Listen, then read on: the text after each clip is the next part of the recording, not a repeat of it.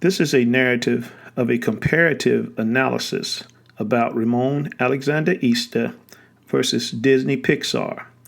The comparative analysis is an analysis whereas Ramon Alexander Easter proclaims that he is the originator of the concept of cars, a concept in which he claims that Disney, through Pixar, has taken his concept and used it as their own without his permission. This is basically a comparative analysis as to the concepts, characters, and other items that Ramon Alexander Easter claimed to be that he is the originator of, and that he has plans to file a copyright infringement claim against Disney Pixar for violating his copyright. And without further ado, here is the comparative analysis. The movie, first of all, was about anthropomorphic group of cars. Number one, Ramon created his cars with personality in 1984. Pixar, as the counter, Pixar created cars with their personality in 2005. Number two, Ramon characters had eyes in the windshield and arms on the side door area. Pixar had characters with eyes placed in the windshield with no arms. Number three, Ramon main character traveled across country from the Motor City, better known as Detroit, Michigan, to California. Pixar main characters traveled across country to California. We're not real sure where this was supposed to originate. I think maybe North Carolina. Not sure, but a lot of the stuff looked like it goes back to North Carolina to a speedway in Charlotte, maybe Lowe's Speedway. We're not 100% sure on it, but we know that they traveled across country.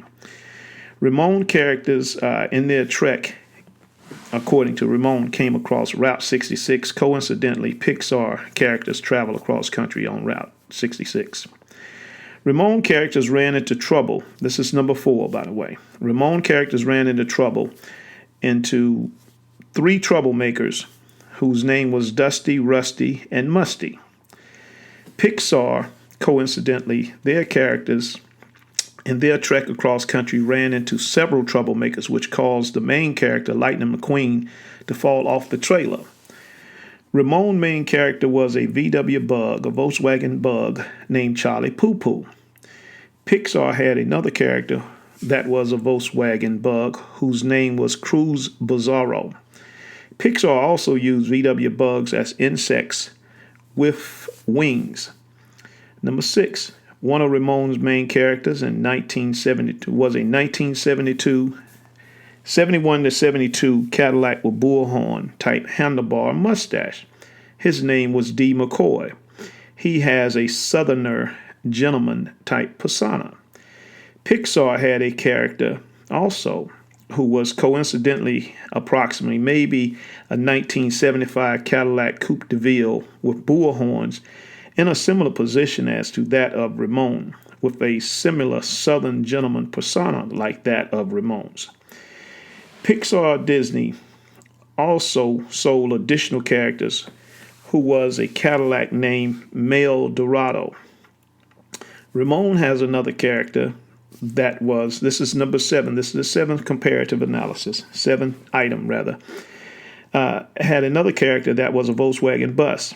The character that this VW bus was the character of the character that was the father of the main character, Charlie Poo Poo.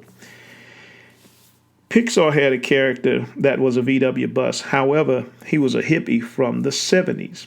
Here's a note in regards to Ramon's character. Charlie Poo Poo was a VW Bug, according to Ramon. His mother was a Comma Gia, and the father was a Volkswagen bus. Number 8, Ramon has a character which was a 1982 to 85 Chevy Malibu, which is a Los Angeles Police Department sergeant. His name is Sergeant Friday. He is a hard-nosed type police, and Sarge is the nickname for sergeant.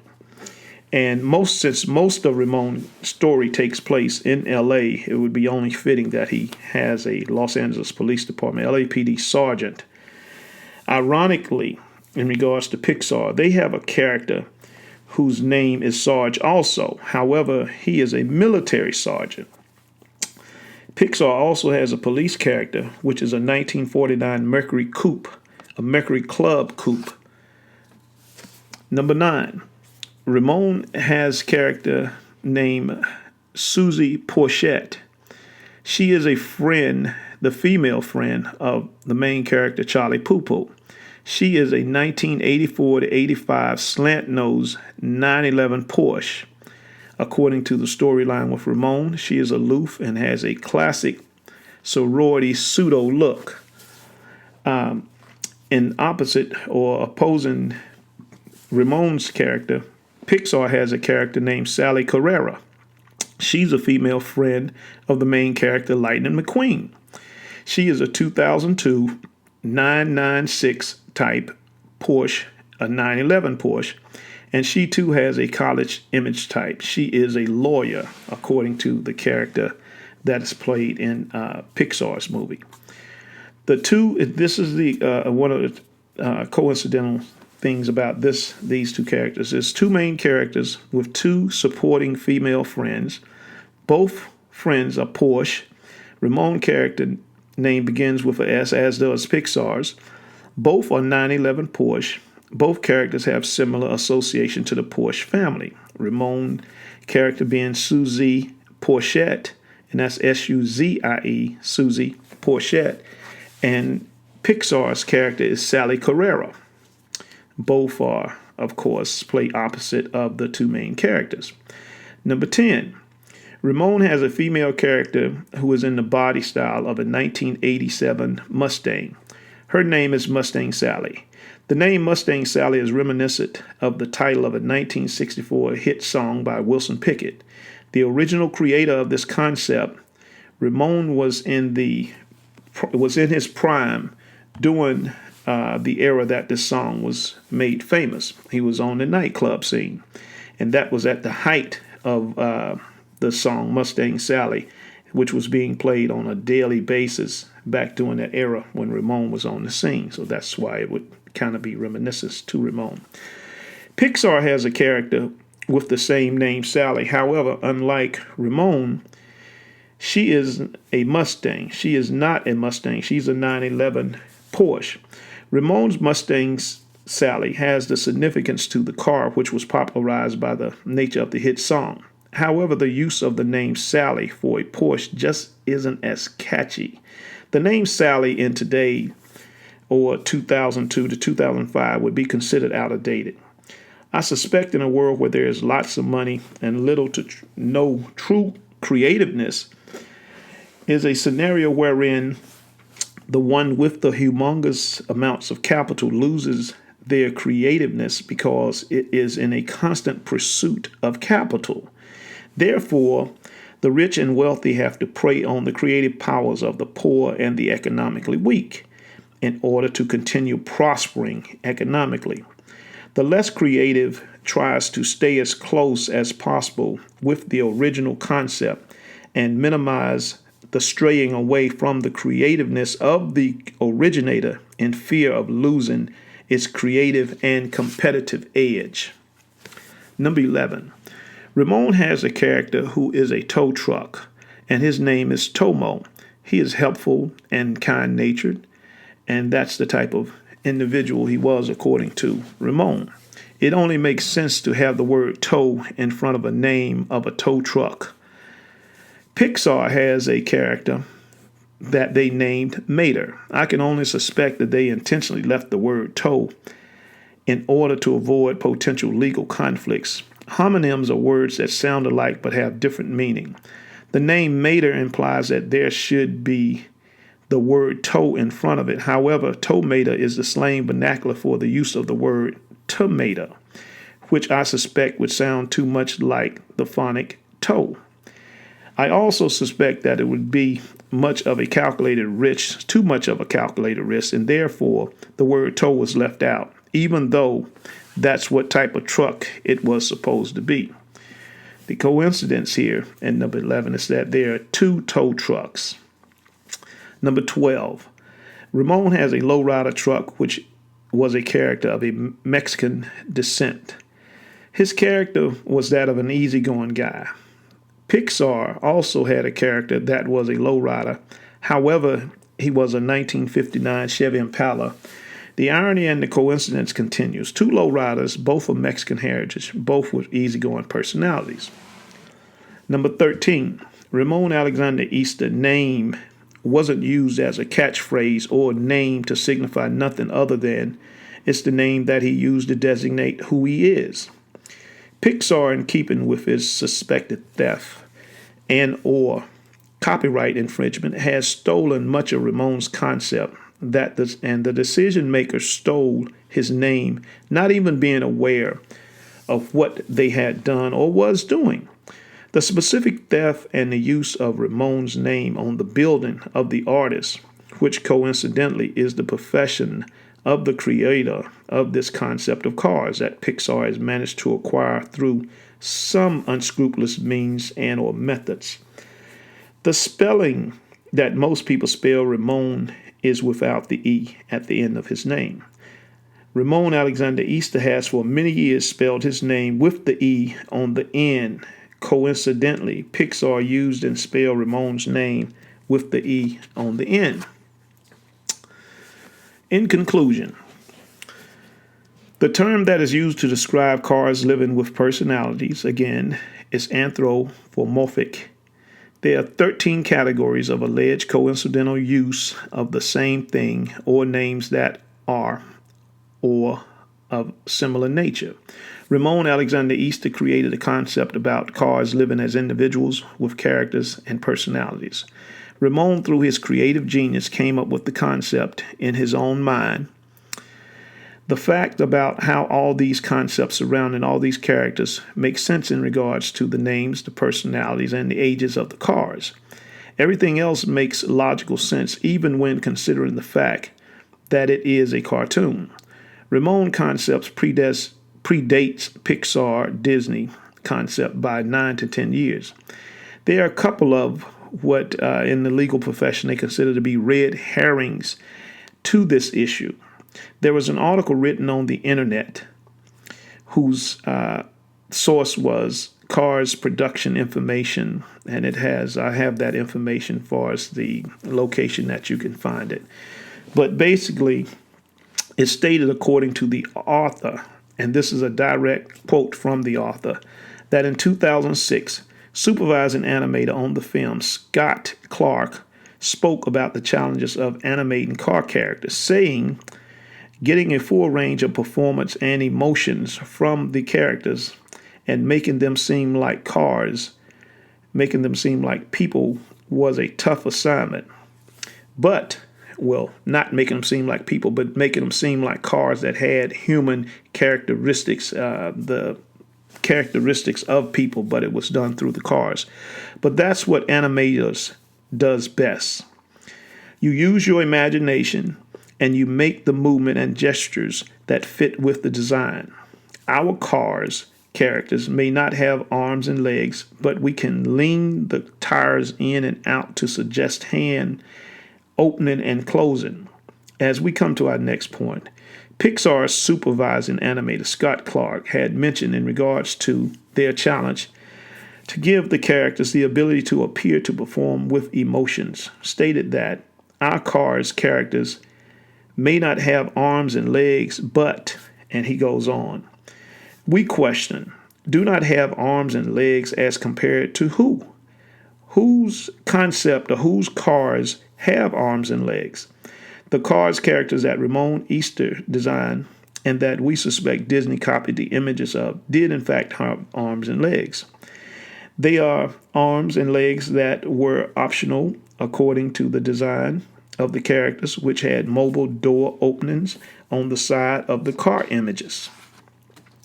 The images that were submitted to Hanna-Barbera subsequently ended up in Disney Pixar's movies Cars 1, 2, and 3. We're curious to know if Pixar's supervising animator could clarify exactly what did he mean when he made the statement, the issue of being able to create animated cars that can perform with the ability to create emotions without arms.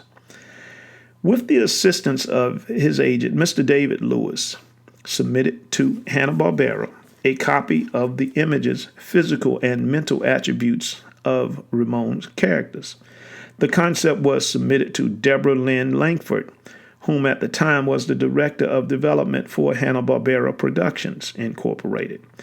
According to the initial documented correspondence to and from Ms. Langford, Hanna-Barbera was initially interested in and looking forward to working with Ramon agents Mr. David Lewis. However, shortly thereafter of the submission of the concept with the drawings and storyline to Hanna-Barbera, Mr. Lewis informed Ramon that Miss Langford, the representative of Hanna-Barbera, was no longer interested. Mr. Easter at that time thought that his idea and concept was not going to be used by Hanna-Barbera nor any of their associates or adversaries of whatever position anyone in the entertainment industry would have. He didn't think that it would be used any more or any beyond that after he received the letter from Hanna-Barbera stating that they weren't interested. Then in 2006, the movie Cars shows up, and Mr. Easter knew that his concept had been taken and slightly altered and repackaged as John Lasseter's and Pixar's own creation. There were too many similarities in the movie with its inner workings for all of these things to be coincidental. Mr. Easter knew that, like he knows now, that he had been the victim of copyright infringement. It's a case wherein the copyright infringement is ongoing. Ramon would have pursued his claim back in 2006, but wasn't financially equipped to take on the media giant. However, with the ongoing copyright infringement in Cars 2 and now Cars 3, he feels absolutely compelled to pursue his claim against Disney Pixar. The concept was in the possession of Hanna-Barbera, and how it got into the possession of Pixar is beyond the knowledge and expertise of Mr. Easter. The one thing for sure is that the original storyline and the characters used in the 2006, 2011, and 2007 animated movies produced by Disney and Pixar is too close to be coincidental. There are two cliches. One that goes, nothing is coincidental.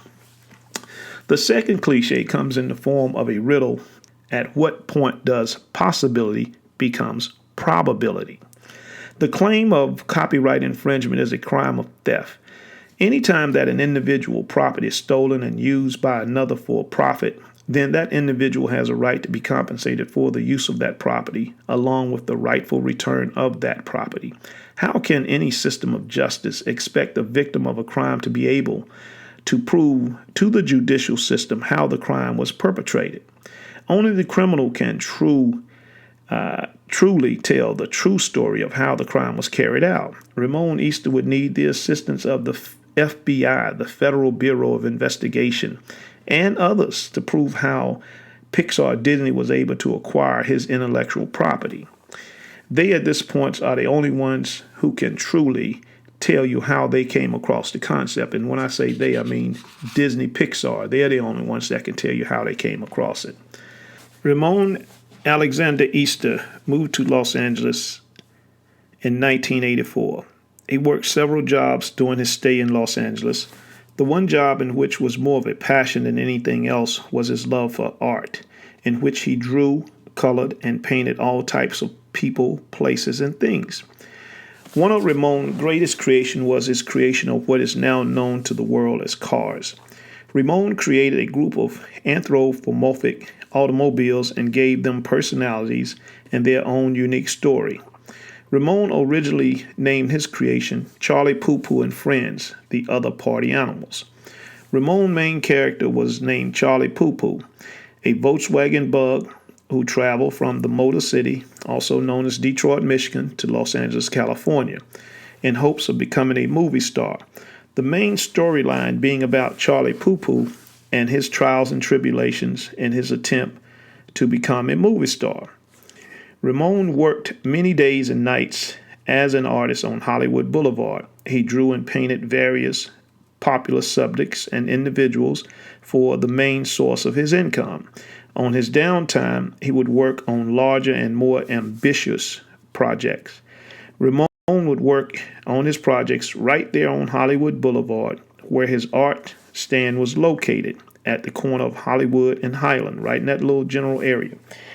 Ramon states and remained 100% positive that he met and sold a Marilyn Monroe painting to Joe Rance sometime during the years of between 1984 and 87. According to Ramon, Joe Rance had stopped by his art stand on several occasions during the period in which he sold him the painting. The Super Carlins, this is fast forward to 2017.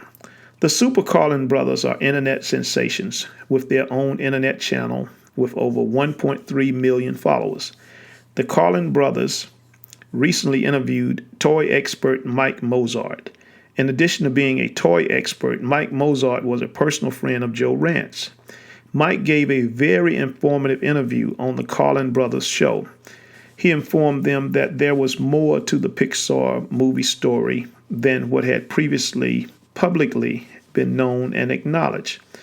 It turns out that Joe Rance had revealed to Mike Mozart that Sheriff Woody was actually a toy that belonged to a real person in a real story.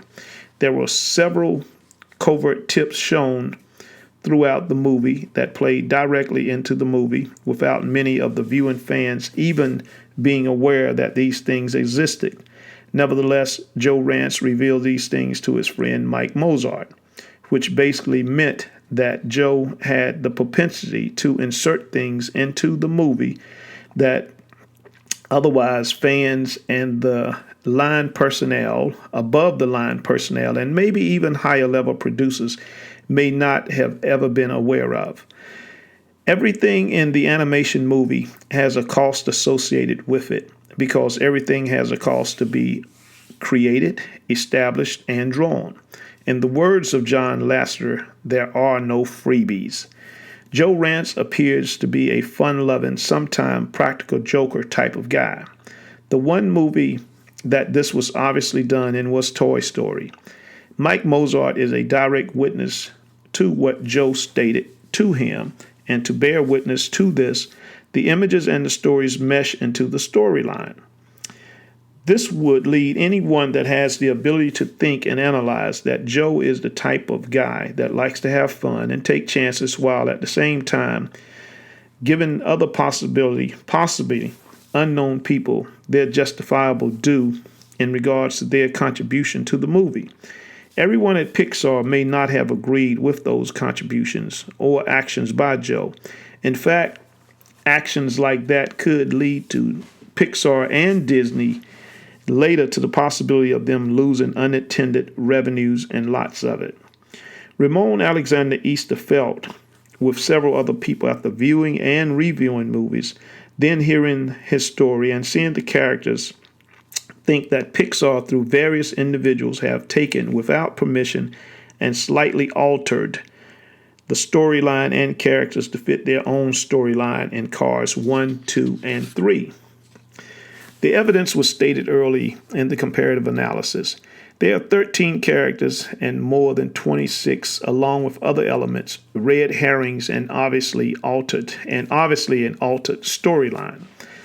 However, Joe Rance may have played a role in this whole potential copyright infringement situation that could lead to legal proceedings, depending on how Disney Pixar would like to resolve it. I suspect that Joe Rance was a very loving and considerate guy. And what I've come to believe, that things that he did were designed and executed to leave the creative individual a fighting chance to be able to get their credit and compensation, the fair compensation that they deserve. We suspect that Joe, being a stand-up guy that he was and still is in spirit, left those names, characters, and images so that Ramon would be able to properly be compensated one day. That day will be soon because Joe is watching over us. He wants us to reveal our story just like he touched Mike Mozart and influenced him to tell the true story about Andy and the Toy Story. Joe Rance needs to be set free. He never has and still doesn't want what properly belongs to others being kept unfairly with Disney Pixar. Disney Pixar has more than its fair share, and it's time for them to follow the lead that Joe has left for us to do. And that is to present justice to the artists by properly compensating them. We know that Disney Pixar has accumulated a minimum of $1 billion and maybe upwards of 3, 4, 5 billion, maybe 6, who knows how many billions of dollars. Only God and the accountant know. If you would like to reach out to Ramon Easter, the creator, originator of Cars, the concept, you can reach him through me. My name is John Bullock. You can reach me at jeb2040ad@yahoo.com. Again, that's jeb2040@yahoo.com. Or simply call me at 213-305-2216. I'm in Hollywood at 213-305-2216. Thank you, and hope this brought some type of light to what is going on with the concept of cars and may add some more interesting points that people need to consider about cars. Thank you, and hope you enjoyed it.